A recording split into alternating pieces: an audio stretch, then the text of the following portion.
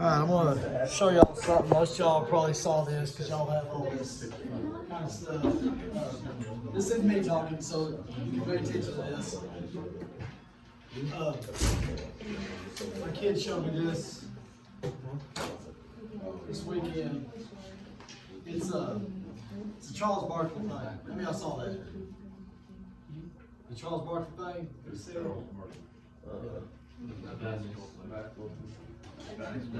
No, you've seen him on commercials. You've seen him on stuff. You've never seen the one with you've seen Space Jams.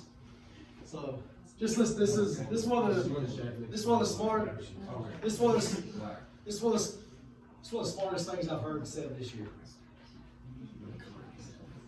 Shared that news, how painful it was. Yeah, but the one thing I took out of that piece was, man, I think most white people and black people are great people. I really believe that in my heart. But I think our system is set up where our politicians, whether they are Republicans or Democrats, are designed to make us not like each other so they can keep their grasp of money and power. They divide and conquer. I truly believe in my heart most white people and black people are awesome people. But we're so stupid following our politicians, whether they are Republicans or Democrats. And their only job is, hey, let's make these people not like each other. We don't live in their neighborhoods. We're all got money. Let's make the whites and blacks not like each other. Let's make rich people and poor people not like each other. Let's scramble the middle class. I truly believe that in my heart. It's true. It's a fact. That's a provable fact.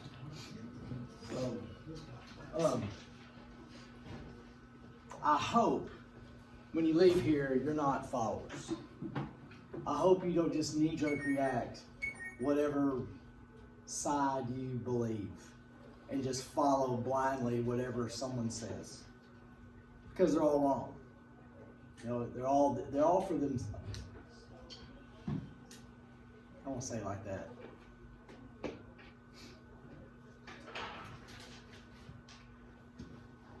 Most people running for re-election are completely selfish and don't give a crap about anything except what they get.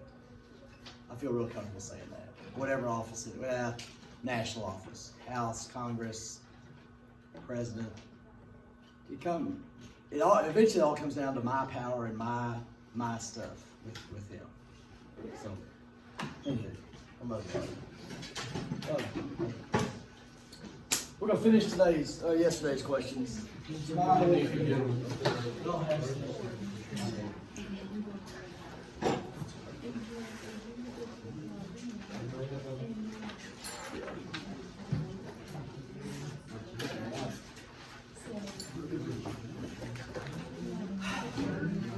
Is credit bad?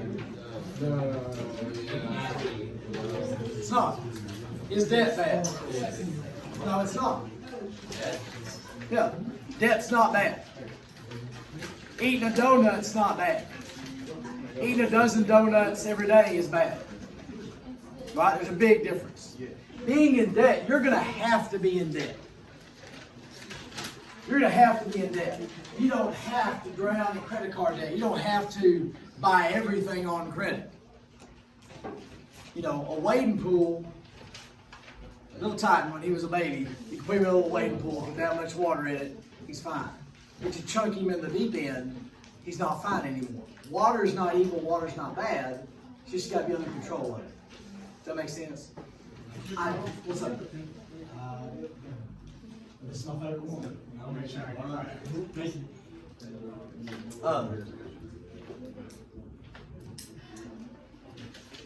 Did we do credit card and debit card yesterday? Yes. Did I talk to you about hotel reservations? Okay. With a debit card, if you make hotel reservations with a debit card, sometimes, I'm going to say every time, usually with a hotel, you pay when you leave. If you use a debit card, I have had it where they take the money out right then because it's a debit card. And we got into trouble. Do you remember at Green Bay the first time? And we went to pay it and we didn't have money. We went to eat. We checked in the hotel, we went to eat. You know, any money, card declined. And Christy, we're trying to figure everything out. She actually had some cash. Anyway, we had just enough money. It was the 19th. We get paid on the 20th. It was the 19th. We had just enough money to eat and to go tour the stadium the next day. And then the 20th, we get paid. We were going to use that money to pay for the hotel.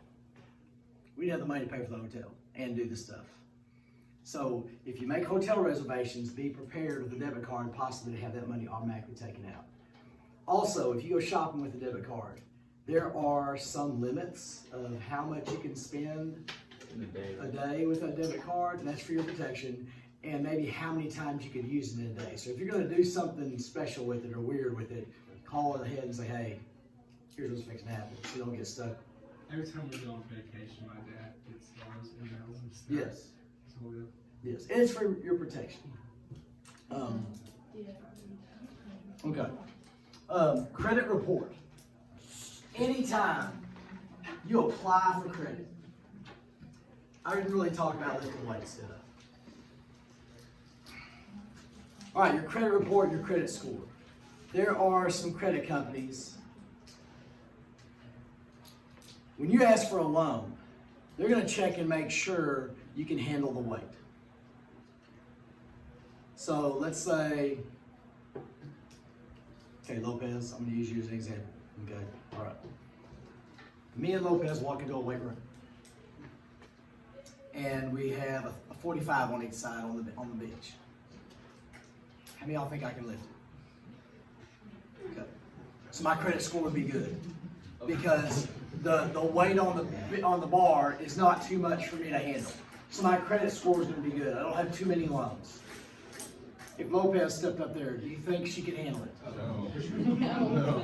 So her credit score would be low because she's got too many loans. She can't handle what she's got. Does that make sense? Okay? So when you run your credit, if you apply for credit,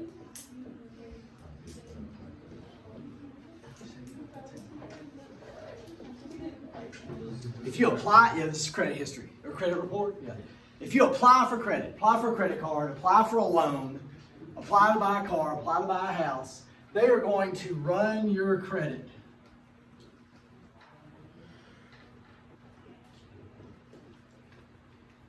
They are going to run your credit, which means they're going to get with one or two or three of these agencies, and they're going to get a printout report of your credit history. The loans you've had, the payments you've made, the late payments, the troubles, the problems, the successes, the payoffs. It's going to have your credit history. So your credit report is when they run your credit history. When they run your credit. When you apply for a credit, apply for a loan.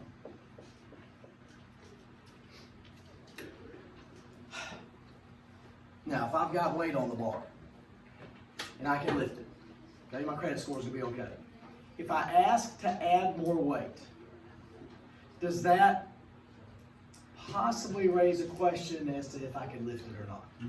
So whenever you apply for credit, you're asking for more weight to be put on your bar.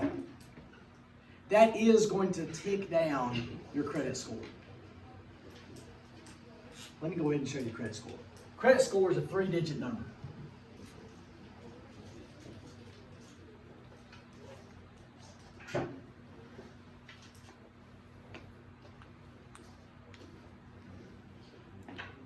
Were you going to get one, or are you just going to hang out? Or maybe you could have one, because the last 2 or 3 times you haven't done much on these. You got to get these done, right? Because we got graduation coming, correct? You realize you haven't made any of your zeros from this experience, right? Okay, we got to get that done. Okay. It's a 3-digit number. It could be anywhere from 400 to 800 plus.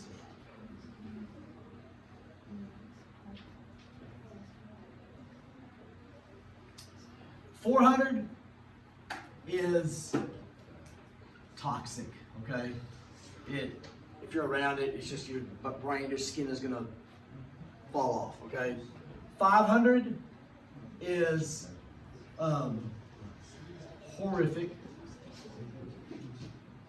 600 is 700 is okay. 800, woohoo. Okay. If you're at 400, you're not even breathing. Okay, no one's at 400. 500, you're not getting any loan at all. 600, you might get the loan, but your interest rate's gonna be sky high. 700, you're probably getting the loan. 800, they will bow down and worship at your feet and throw gifts at your car as you drive by. Okay. There's been some commercials last few years where you maybe you see like credit score numbers and but that's what they're talking about. And this is what's up? Credit Karma? Okay. This is what I'm saying when they look at your credit, when they look at your bar, is there too much weight on the bar or can you handle what you got? If I have a 25 on each side, I'm at 800. Okay? Here I've got 205. Here I've got 275. Here I've got 4 plates. Not having. Here the bar's like this, and there's like 700 pounds on each side. Okay. Now, the idea of the credit score makes sense?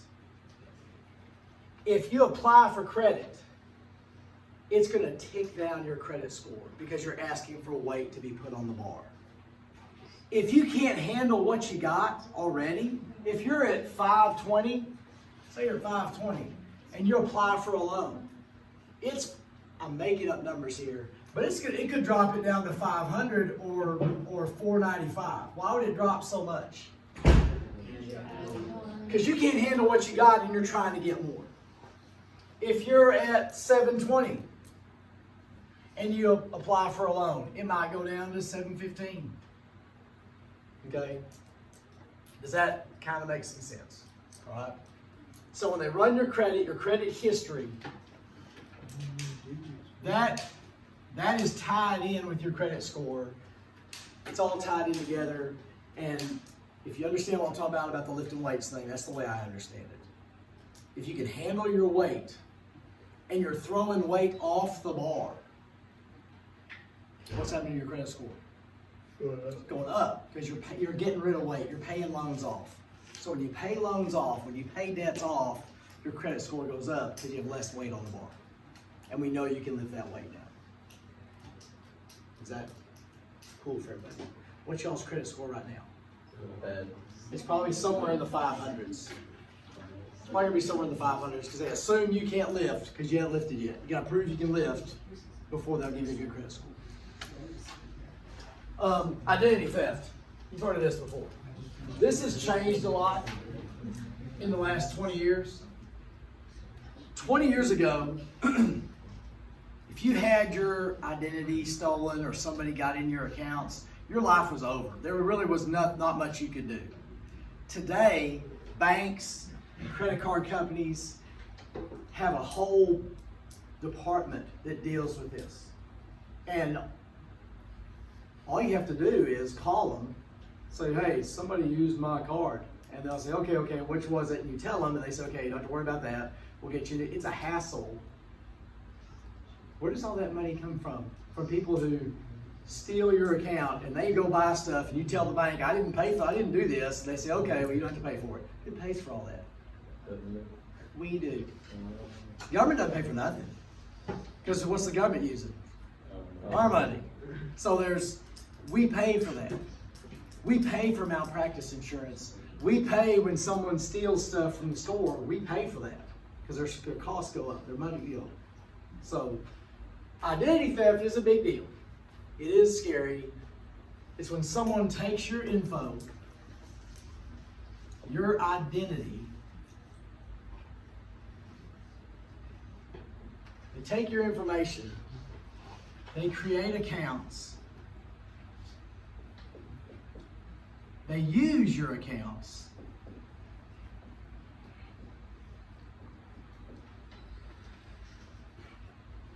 and depending on how big it is, it could mess your life up for a little bit.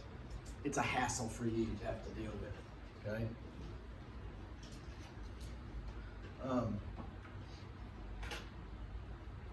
You always hear that, whatever, such and such company has had some information leak and somebody has stolen millions of account numbers and all that kind of stuff. You just gotta be careful with your stuff.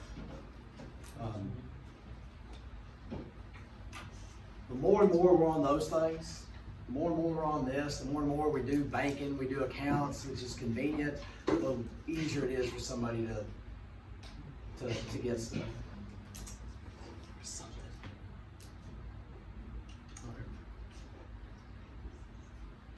Oh, I'll tell you another way it's messed us up. And y'all probably don't care. I can't stand this. When I try to do something and I have to do some sort of password, it never lets me do my password. I have to do their password. What do I mean by that? That one's not good enough. You have to have 2 of these and 4 of these and 1 of these and what? How do I know that? How am I ever gonna remember? I never know any of my passwords because I only get to use my password. I have to use that company's password. And then change your password every. My gosh, how do I do that? So remember, we always have to play the idiots. Right? That's how we always have to. All right. Installment debt. Put a smiley face by installment debt.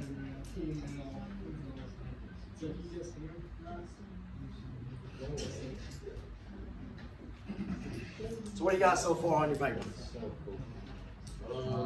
Got a smiley face. Installment debt, there's nothing evil about it. This is the kind of debt that does not drive you crazy. You can live with this. What is an installment? Periodic payments. Installment debt, when you buy a car, when you buy a house, when you get a loan from a bank.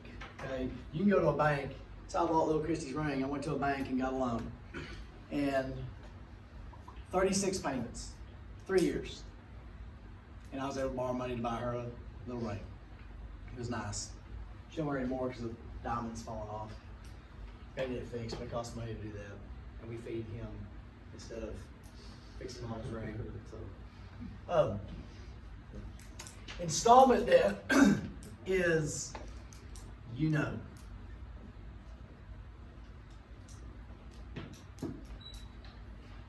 this is the key to installment debt. You're going to know everything up front. You're going to know the total amount that you're paying back. You know the total. You're going to know how long, how many payments until you're done. You're going to know the payment amount every month. You're going to know the interest. So is this like financing something? Yeah. You know everything up front. When you leave the car dealership, you're going to know exactly how much total that car is going to cost. You know how long you're going to be paying for. You know the payment amount, and you know the interest amount. You know everything.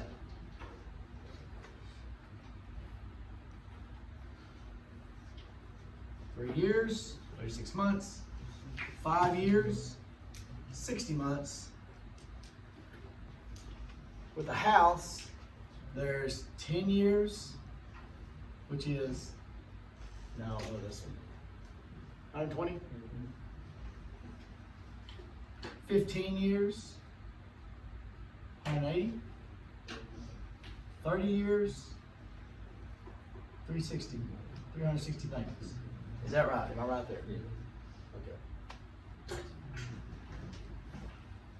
Today, with cars, they've changed. I told you the other day, cars are getting more and more and more expensive because you got more crap on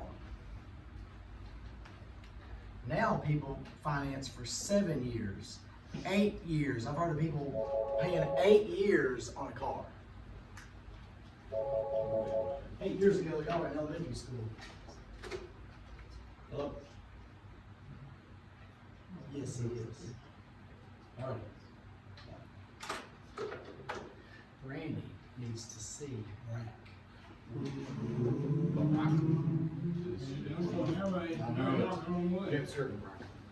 Better tuck that old stallion in. Now, the longer,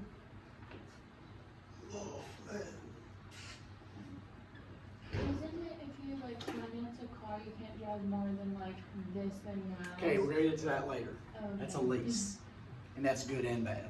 Okay. The longer the term, when I say term, what am I talking about? Period. How long you're paying for it. The longer the term, why do people do 8-year loans for a car? They don't have to pay as much. The payment is smaller.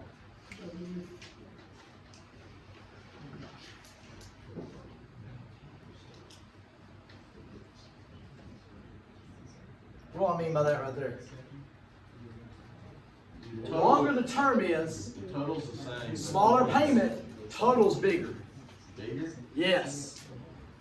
Why would the total be bigger here? Because you're paying interest rate. Way more interest. Monthly, it's easier. But you're paying, and this, when you go to buy a car, we'll get to this in one more. Don't worry about the monthly payment. Don't go in there saying, they'll say, how much a month can you pay? Do not say anything about a monthly payment, because you'll pay whatever you say you can pay. $20. Worry about whether they'll escort you out the door. Focus on the total. When they say that, you say, well, I'm willing to pay $30,000 for this truck. That's how much I'll pay for this truck, $30,000. Well, how much a month? No, $30,000. Because I'll show you how to do the research and know. The shorter the term, like a 3-year loan. What's horrible about a short-term loan? Bigger payment. The payment is huge. Total is small.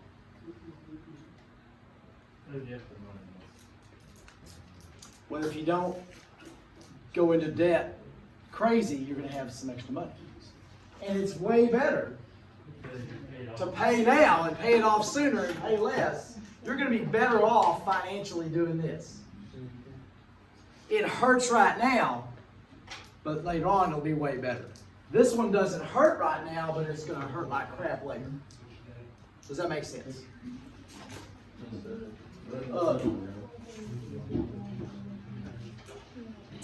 Let's look at a house. Right here. Let's say a $200,000 house. And this payment is going to be, let's say it's $1,800 a month for 10 years.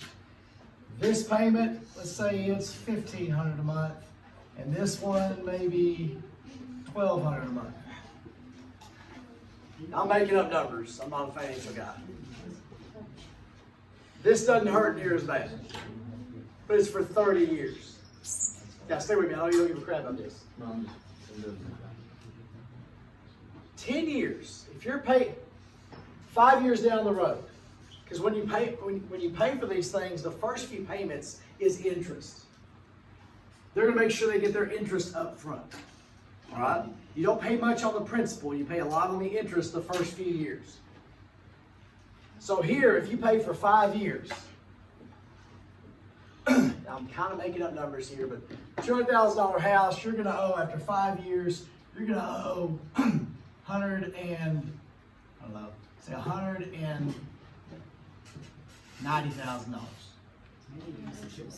Okay? After 5 years here, you're going to owe, say, $120,000. What if you have to or want to move or want to sell? Yeah, you can. You can sell it. Right. So say you can sell it for $210,000. You're gonna get 20 here, 90 here. Does that make sense? So you understand installment debt. You see what's okay about it. You know. You're not cheated. You know everything up front. Is the next one credit card or revolving? Mess up the. Tell you what, let me throw this.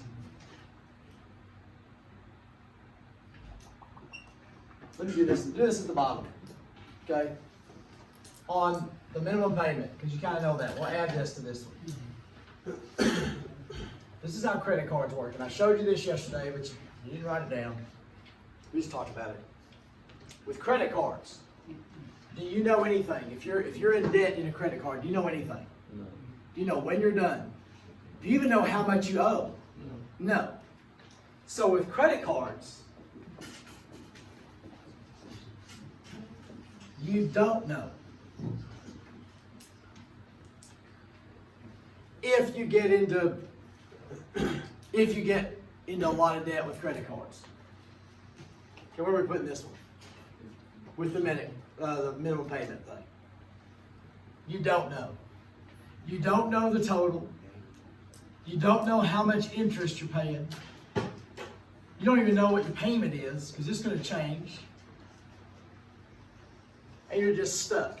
Because every day, the principal is multiplied by the daily rate.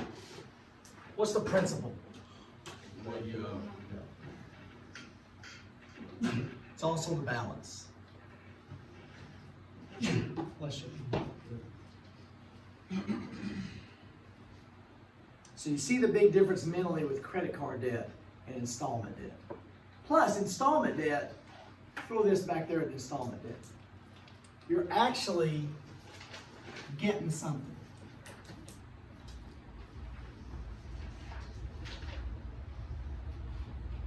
Eventually, your car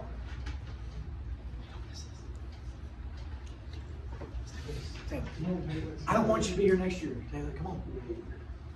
Well, let's do something. Do a little bit now. What do you get when you make car payments? Car. You're eventually going to have something of value. Okay?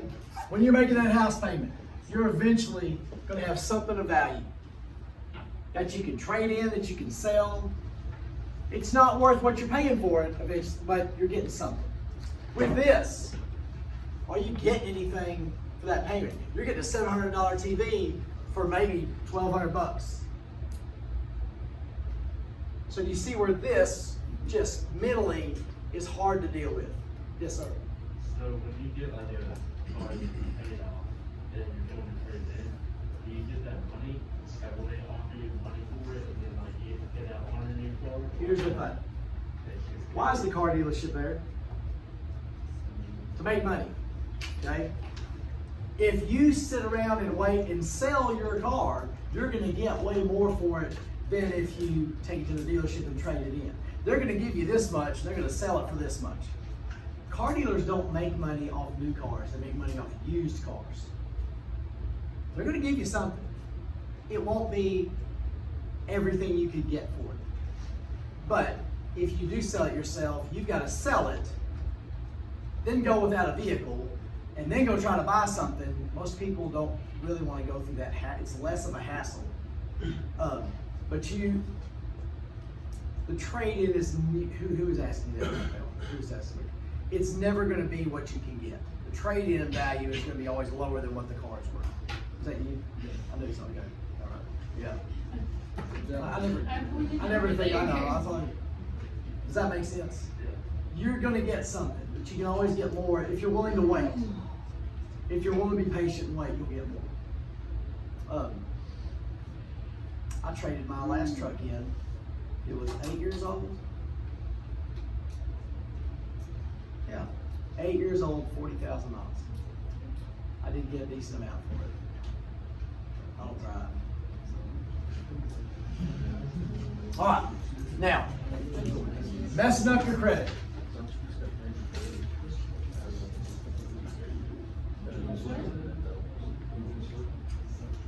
Number one way to mess up your credit is apply for as much as you can.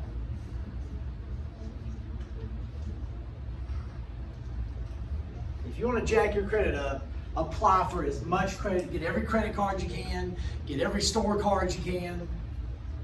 Apply as much as you can. Load up the bar. Okay? With that, load up the bar. What do I mean by that? Put weight on it. Put a ton of weight on there. Y'all were in junior high, we'd be in the weight room. There was some fat old man on the side that kept saying something like, it doesn't matter how much weight you're lifting, what matters? How you lift it, the form. Don't load up a bunch of weight and just my roommate used to, he'd get on steroids, he'd go in the weight room and he'd throw 4 plates on and he'd go, I lift. I said, you didn't lift nothing. You did all this wiggling and crap and pushed it up, and then the steroids did it, you know. Shut up. All right. What else do you think you should do to mess up your credit? Don't pay it. Pay late. Miss payments. And pay the wrong amounts. Skip.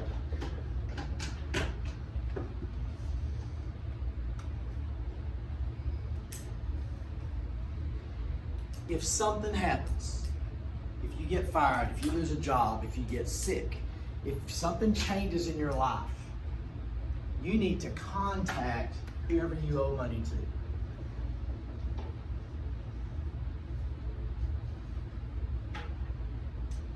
to.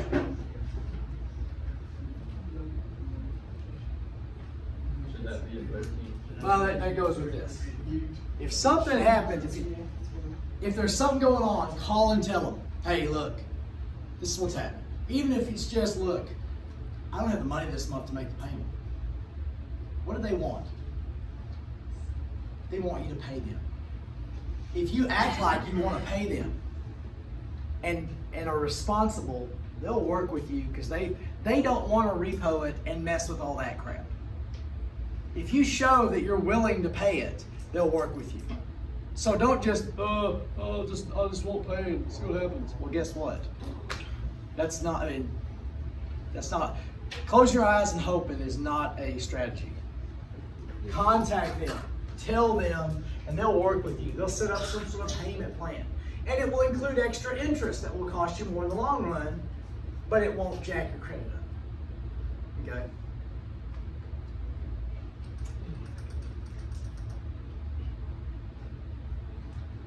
That's pretty much it. That's how you jack your credit up. Apply for as much as you can. Get loan after loan after loan. Load up your bar and then don't pay it right. Is that how you? What's that? Come on. I was gonna ask you, is that how you fix your credit? Just call them? Well, that's the way to not fall down the hole.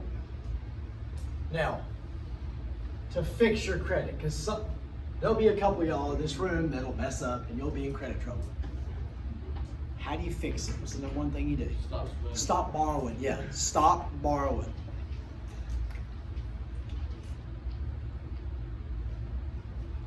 Stop applying. Because every time you apply, what? Messes your credit up. Especially when you're messed up already. If I walk in the weight room and I see somebody doing a squat and they go, and they rack it and put more, I'm going, oh my gosh. They add more weight to it. Okay? Don't do that. Quit doing this. Well, you gotta bend in the knees. He never did much. No, his knees went in. Yeah, his Oh, knees, yeah. yeah. I'm doing the loss. So that's number one. Number two, pay extra. Pay things off.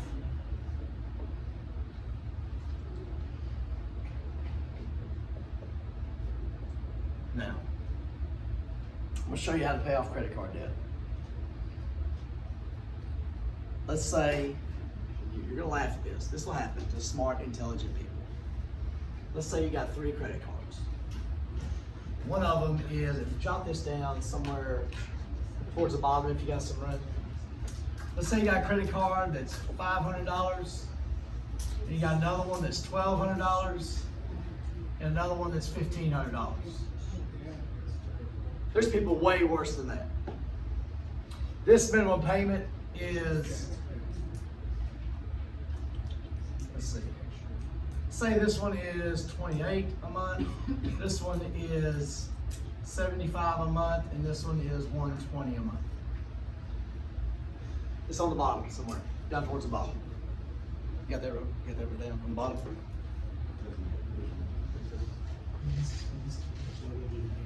Jot this down. This will happen to somebody you know. Right here, you got this. Okay? The way to pay this off, what do you know about these minimum payments? What are they doing? Paying the bare minimum. Paying the interest. So what do we got to do to pay the debt off? Pay extra. Pay extra. Start with the smallest. Find a way to double this payment. Right? Say you don't get a Coke every day, or you don't do this, or don't do that. Let's say we can make this a $60 payment.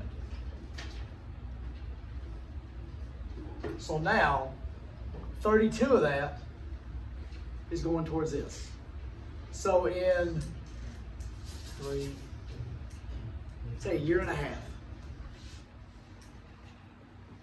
Year and a half, we got that paid off. It's a long time. It takes you a second to do this.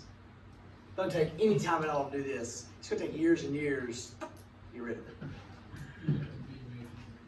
You would have to be disciplined.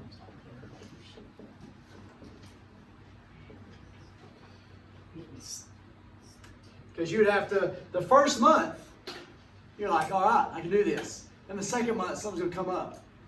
Or the third month, you're gonna want to do something or go somewhere or buy this. You have to make yourself do this. But if you do that, about a year and a half, you have that paid off. How are you gonna feel when you get that credit card debt cleared off right there? Amazing. You deserve something, Ryle. You just, no. You don't deserve anything. You don't need to take a break. What do we need to do with this $60? Now we add that to this.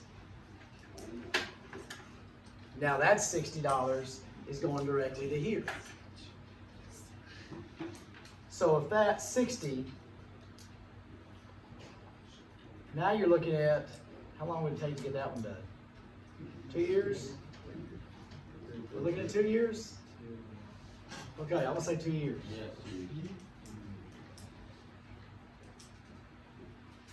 That's not Discipline. good. Wait, why would it take so long to have $1,200?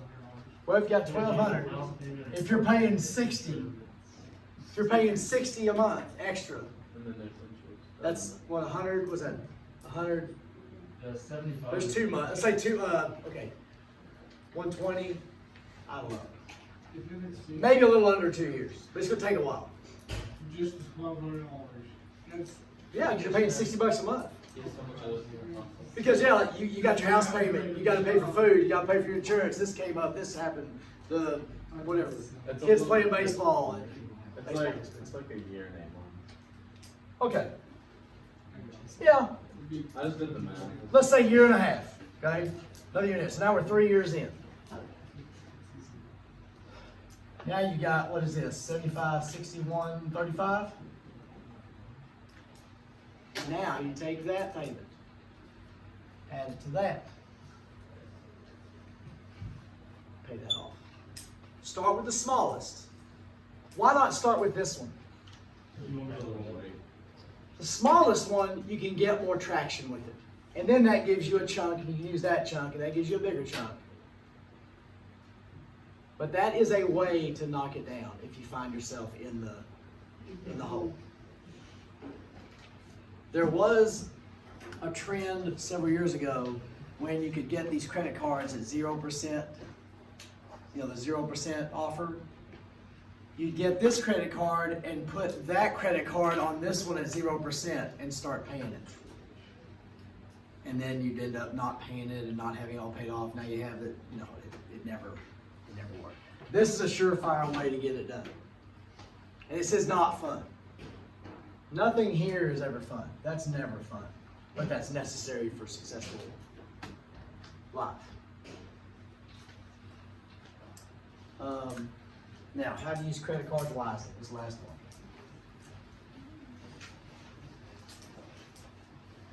Using a credit card can help you build your credit if you use it smart.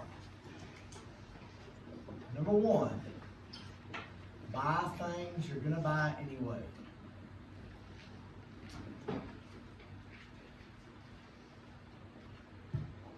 Not extras.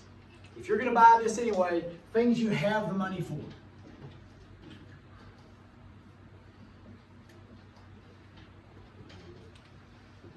If you're gonna buy it anyway, you could buy it with a credit card and pay it off. And what are you showing by doing that? You're showing you can lift weights. Your credit score will go up. Your credit rating will go up. I'm not an expert. I don't know if never having a balance on the credit card is as good as having a balance to prove you can handle this. The second thing I would tell you is keep it in single digits.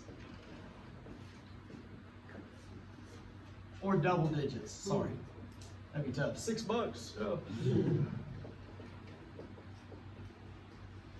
Keep it under $100. You know, pay off most of it. Keep maybe 50, 60 on there. If you have $50, $60 debt, is it possible you could take care of that this month if we had to? Yeah. If you can swim 100 yards out in the lake and come back. Don't go 2 miles out in the ocean and try to get back. Does that make sense? Keep it in double digits.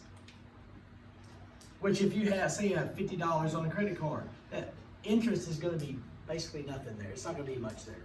And you can pay it off. But every time you pay it off, say you pay it off every couple months. What have you proved to the companies there? I can lift. I can handle having weight, and I can handle lifting. Credit cards, you get in trouble when you buy the stuff you can't afford, the stuff you don't have money for. When you buy the stereo, when you buy this, when you buy that, when you buy, that's where you get in trouble. But buy things you have the money to buy for, to pay for anyway. Just be careful that you don't go crazy. Some people buy groceries with credit card and pay it off. Some people buy everything with a credit card because it keeps a record, a list. It organizes what you're buying. Businesses do that. Just don't be careful that you don't go buy a bunch of extra crap at the grocery store that you wouldn't buy anyway. That's the key. Don't buy stuff you wouldn't buy anyway. Also, it is good for an emergency. There was a time, remember we were going to Mimi and Pat Wall's house when you were tiny, we had a flat tire between Gainesville and Decatur. Because the day the station blew up, and we had to go buy a tire in Gainesville. Good thing we had a credit card, we could go buy that tire. So it does help in an emergency. Okay? Good enough. Thank you.